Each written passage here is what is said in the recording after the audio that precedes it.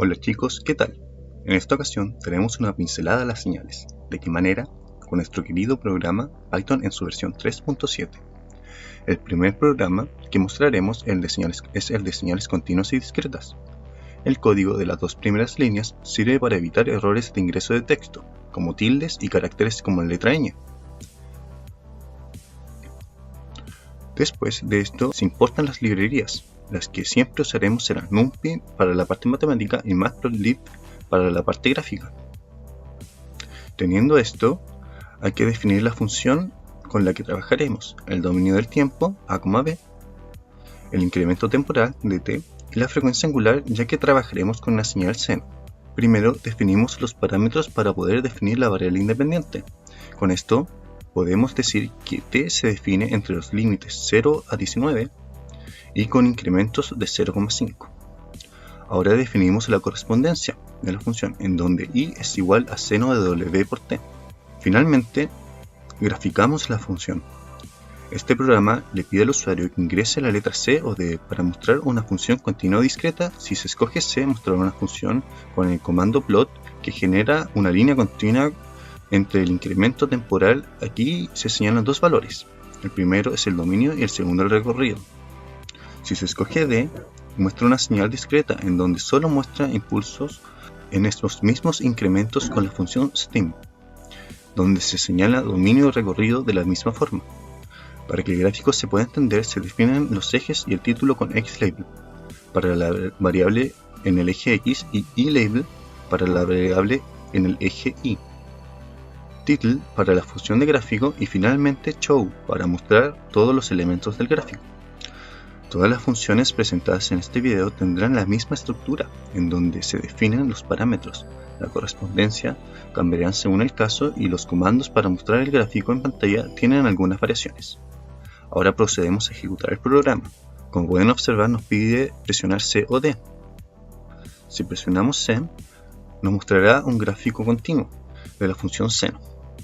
Ahora, si presionamos la tecla D, nos mostrará un gráfico discreto de la misma función. Ahora vamos con la señal periódica. Esta será otra señal senoidal, solo que en este caso agregamos un parámetro más, el alfa, que es el ángulo de desfase. Aquí, para poder sacar el periodo, se define la variable t, que es el periodo de una onda senoidal. Como sabemos, es 2pi dividido por la frecuencia angular.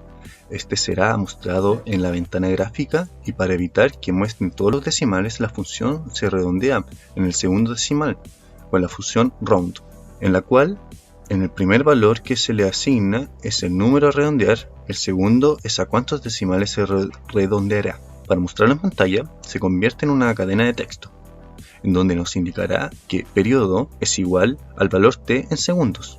Luego, con los mismos comandos antes señalados, se muestran los elementos de la ventana gráfica, solo que en este caso se agrega un nuevo comando, plt.text, en donde los dos primeros valores representan la posición en donde se muestra el texto. El tercero indica el texto que se colocará y el cuarto el tamaño del texto. Al ejecutarlo, vemos la señal senoidal desplazada con el periodo señalado en la parte inferior. Para la señal periódica, luego de definir los parámetros, procedemos a definir la función con el comando def, en donde f dependerá de x y nos retornará a x al cuadrado. Para usar la función definimos una correspondencia en donde i será nuestra imagen y señalamos que la función f depende de t. Usamos los mismos comandos para mostrar el gráfico y ejecutamos el programa. Podemos observar que es una función cuadrática, pero solo muestra el lado positivo por el dominio de t asignado previamente, que va desde 0 a 20. Ahora vamos con energía y potencia. En esta función agregamos la librería sci.py para poder usar la función integral. Usamos la función seno, en donde definimos los parámetros previos y primero el dominio de t y después la correspondencia, que es seno de la frecuencia angular por el tiempo. Como la energía es la integral de la función al cuadrado, definimos la función cuadrado x para obtener el seno al cuadrado. Para obtener su valor numérico, ingresamos esta función con el comando integrate .sims y lo redondeamos a 3 decimales para mostrarlo en pantalla. Para la potencia se multiplica el recíproco del periodo con la energía, ya que esta integral solamente abarca un periodo. Luego esta se redondea para poder mostrarlo en pantalla. Para poder graficarlo y poder visualizarlo de mejor manera, el comando plot se le agrega un tercer valor que da nombre a la línea de la función. Para visualizar la energía usamos el comando fill between, que rellena el área bajo la curva con un color verde claro. Además se observa que el gráfico de la función cuadrado tiene otro valor asignado que es g-. Este muestra esta función con una línea segmentada. Otro comando que se agregó es agent. Esta nos mostrará en pantalla los nombres de las funciones graficadas y señaladas en plot. Si ejecutamos el programa, nos mostrará el gráfico del seno en línea azul y la curva generada por el seno al cuadrado. Además, en la parte inferior nos muestra la energía y la potencia. Ahora mostraremos transformaciones de funciones. La primera es el desplazamiento de la variable independiente. Aquí se asigna un parámetro k que representa el desplazamiento. Definimos 3 variables. La primera es el tiempo sin modificar. La segunda y la tercera son tiempos desplazados. En este caso usamos una función cúbica. Aquí solo se modifica el dominio de la función para que se desplace. Ahora al ejecutarlo se observará el desplazamiento. En la reflexión solo se debe cambiar la variable por su inverso aditivo. Esto provoca una reflexión con el eje de las ordenadas. Al ejecutarlo se observa la señal invertida, donde x es la señal seno y x de menos t es la señal invertida del seno.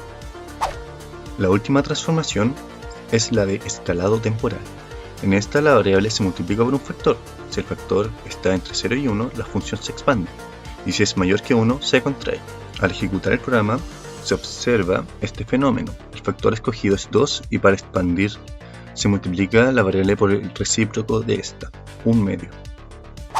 Ahora mostraremos las señales elementales. La primera función es escalón unitario.